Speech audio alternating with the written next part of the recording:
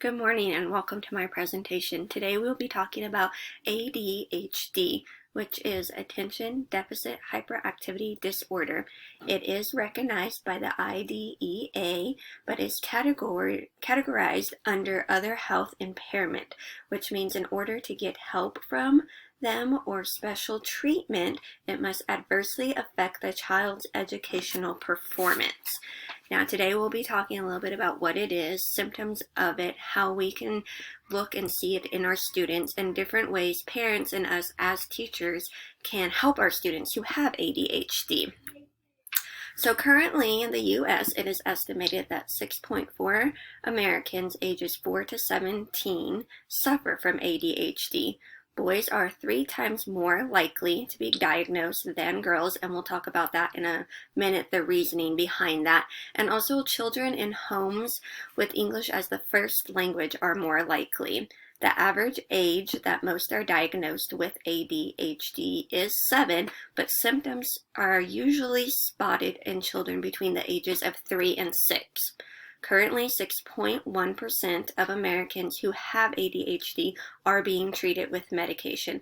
There are other ways to help treat this if the parents or guardians don't want medication, and we'll also discuss that later on in our presentation. ADHD is on the rise, increase by 42% in the last 8 years. Reasons for this is increased awareness by doctors. They now know more symptoms. They're able to see it and then diagnose it easily, and better access to health care. The increase in African Americans and Hispanics has greatly jumped over the last 8 years, and they think that's mainly because now they're able to see doctors and they have better access to healthcare, and that is why diagnoses are being increasing more and more as we go.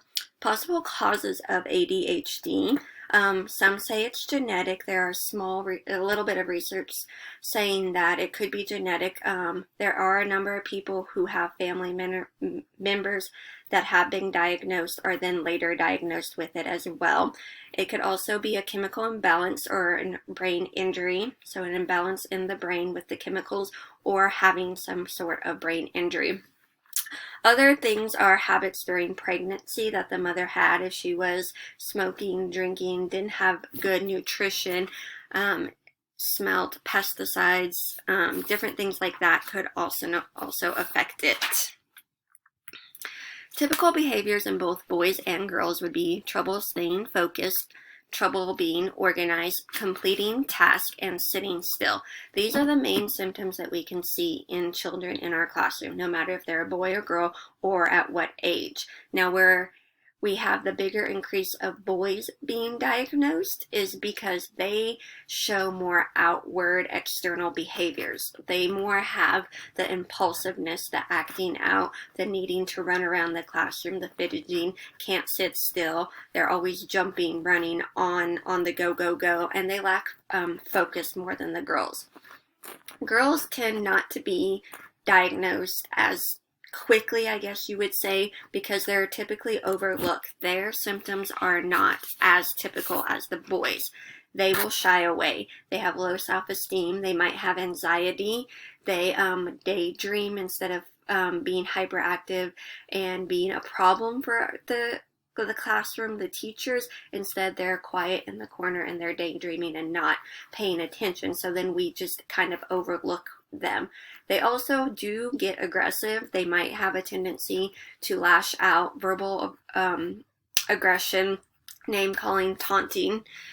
All of these activities make it hard for a student to learn. When they're inactive, they're not paying attention, they're disrupting others, they're not absorbing the information that we are giving them. Also, they're disturbed by their own thoughts. Oftentimes their mind is go, where they can't focus, and they'll be in the middle of a thought and then jump to something else, and therefore they're not gaining anything. They're impulsive, they're interrupting, they're needing to jump up, they're needing to cut you off, and also they have short-term memory. They have poor note-taking skills, poor organization, and that affects their learning ability. Now, not all students or people who have ADHD are going to show the same degree of behaviors and symptoms. There are 3 different stages, and they are hyperactive, and that is mostly the impulsive behavior, fidgeting, interrupting, and always on the go. There's inattentive, and that's being forgetful, easily distracted, and finding it hard to pay attention during learning activities. And the 3rd type is the combined type. That's a little bit of both, and this is actually the most common type that we see in children. There's no medical test to identify this disorder. Instead, it's diagnosed over symptoms that we see over the last 6 months. So we have to observe the student for a long time. We have to take notes. We have to be aware of what the symptoms are, how they're acting, how frequently they're acting, and if there's any other cause, root cause that could be like that.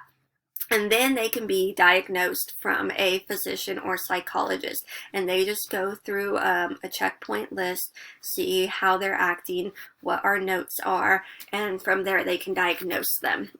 Now, sometimes parents feel attacked when we want to suggest they be diagnosed, and there's no reason for that. 1 in 10 students right now are diagnosed with ADHD, and instead we just need to let the parents be aware. There's also bad things that could happen if the child is not diagnosed. If the case characteristics are chronic or long-lasting, they're going to impair the student's functioning and cause them to fall behind.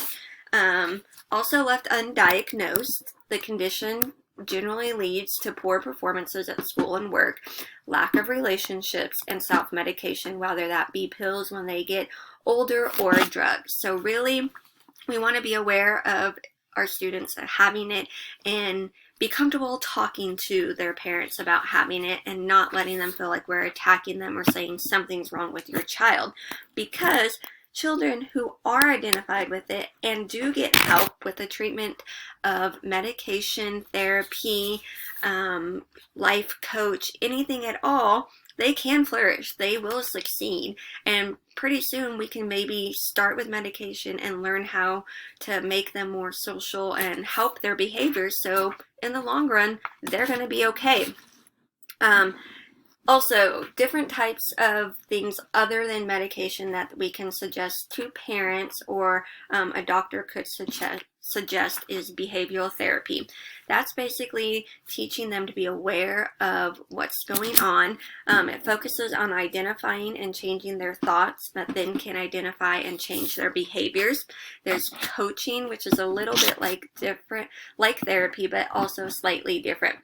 This just helps them stay organized, problem solve, set small goals that they can reach. There's also music therapy, and it's said that kids with ADHD also may struggle with anxiety and stress, and music is relaxing. This can also be an intervention that we take into the classroom. Low-key, light music that's not disturbing to anyone. Any of the students can then possibly help the student with ADHD. Okay. Exercise, that's also another one. Regular exercise may ease the ADHD symptoms. It can help kids pay attention and boost their mood.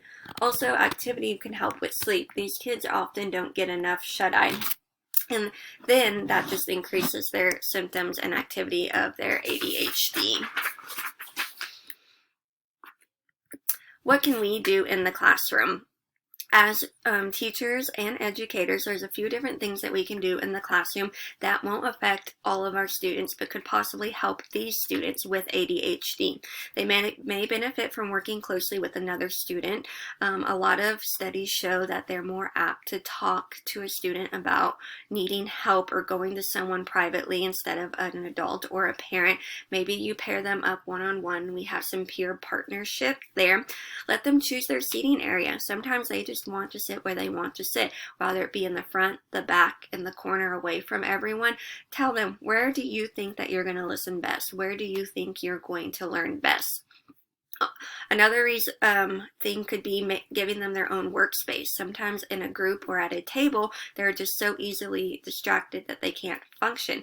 Maybe they want a little corner by themselves. Maybe they face a window. They're able to look outside. They just feel more comfortable and secure in their own area, not having to entertain or be around other students, which may give them stress and anxiety and eventually lead to them acting out more. Make short, brief assignments.